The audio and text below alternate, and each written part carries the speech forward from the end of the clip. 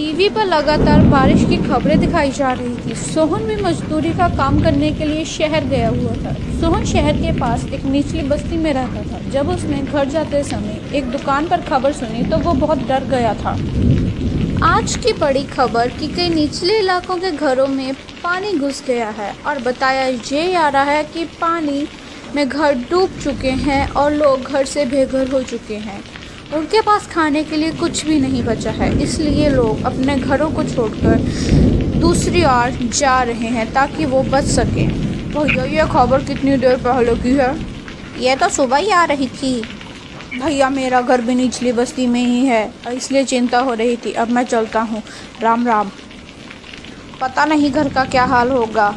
मैं सोचता था कि मैं अपने घर की छत को ठीक करवा लूं, लेकिन कोई मजदूरी ही नहीं देता है इन बारिश के दिनों में। अब मैं क्या करूं भैया, मैं तो बर्बाद हो जाऊंगा। सोहन घर जाता हुआ अपने आप से बातें कर रहा था।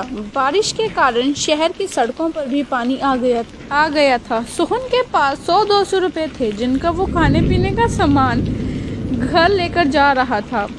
उसकी पत्नी और बच्चे घर में घुसे पानी को घर से बाहर निकाल रहे थे। गौरी रुको, मैं मदद करता हूँ, 2 बाल्टी मुझे दो। कितनी देर से बारिश आ रही है, रुकने का नाम ही नहीं ले रही। बारिश रुक जाए तो पानी घर से बाहर निकल जाएगा। तुम चिंता मत करो गौरी, अब तो रात का समय है, हम कल सुबह ही शहर चले जाएंगे।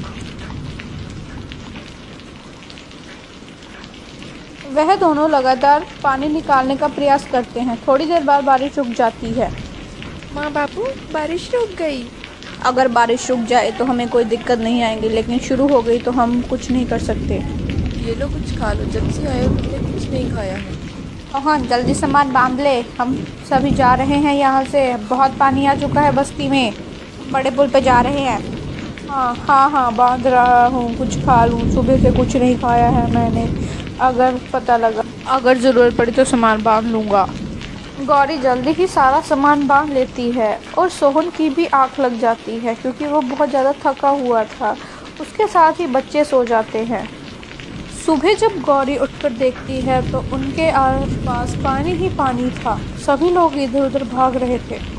अरे सोहन जल्दी बाहर निकल, यहाँ पे बाढ़ आ चुकी है, हम नहीं बचेंगे यहाँ पे, जल्दी आ।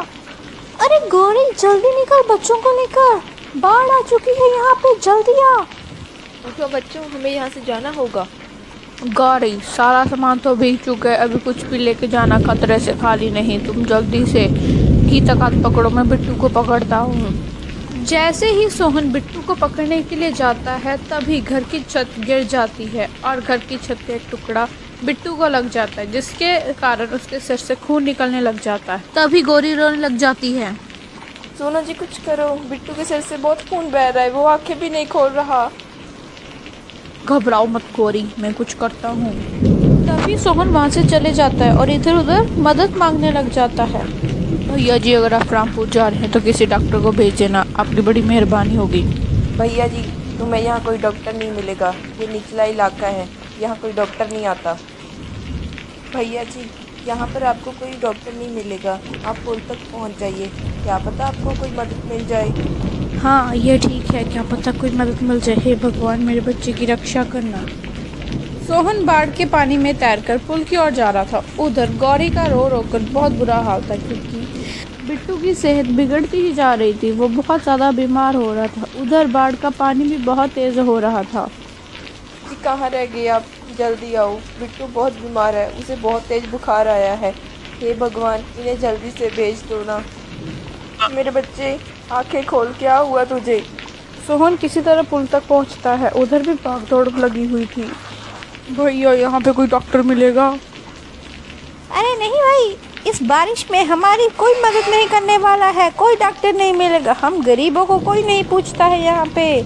तुम्हें भी यहाँ कोई नहीं मिलेगा, कहीं भी कोई डॉक्टर नहीं दिख रहा है। भगवान मेरी मदद करो, रक्षा करो, अब तुम ही हो। तभी एक डॉक्टर वहाँ मोहन को रोते हुए देख रहा था। आशा तुम बच्चों को लेकर कहीं दूर चले जाओ, मैं उस पिता के साथ जा रहा हूँ क्योंकि उसका बच्चा बहुत बीमार है। लेकिन आपकी जान को भी तो खतरा है ना, आप मत जाइए ना प्लीज़। आशा मुझे उसके साथ जाना होगा, उसके बच्चे की ज़िंदगी का सवाल है। तुम बच्चों